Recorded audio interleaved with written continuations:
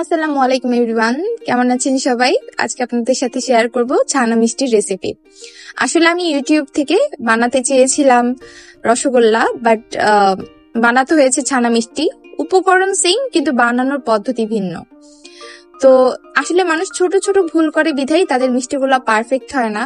তো আমার যে ভুলটা হয়েছিল, আমি দুধ উতরানোর আগেই তার মধ্যে সিরকা অ্যাড করে দিয়েছিলাম, যে কারণে আমার যে দুধের ভিতরে যে ছানাটা এটা শক্ত হয়ে গিয়েছিল। তো যাই হোক, তো ওটা দিয়ে তো আর কিছুতেই রসগোল্লা হবে না। আর রসগোল্লা হলেও সেটা আর স্পঞ্জি রসগোল্লাটা হবে না।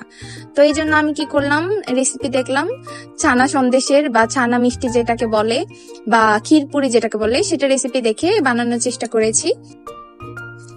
ছানাটা আমি দুধের ভিতরে সিরকা দিয়ে জাল দেওয়ার পরে ছানাটা আলাদা হয়ে গিয়েছিল। এরপর আমি একটা পরিষ্কার কাপড় দিয়ে সেটাকে ভালোভাবে ছেঁকে নিয়ে রেখে দিয়েছিলাম। এরপরে একটা কড়াইতে আমি 1 কাপ গুঁড়া দুধ নিয়ে অল্প একটু পানি দিয়ে ভালোভাবে গুলিয়ে নিয়েছি। এতে করে আমাকে খুব বেশি জাল করতে হবে না, এমনি ঘন হয়ে যাবে। তার মধ্যে দিয়ে দিয়েছি আমার স্বাদ মতো চিনি।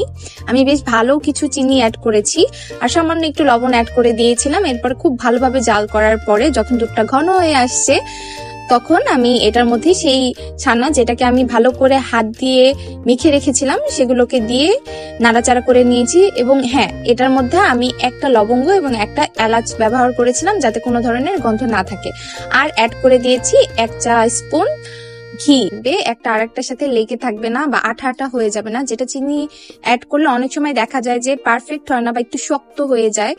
তো এই ঘিয়ের কারণে খুব সুন্দর একটা স্মেল আসে এবং এটা খুবই সফট এবং পারফেক্ট হয়। এই তো রেডি হয়ে গেল আমার ক্ষীরপুরি বা ছানা সন্দেশ। দেখতেই পাচ্ছেন কতটা সফট এবং ক্রিমি হয়েছে। Thank you for watching. আল্লাহ হাফেজ।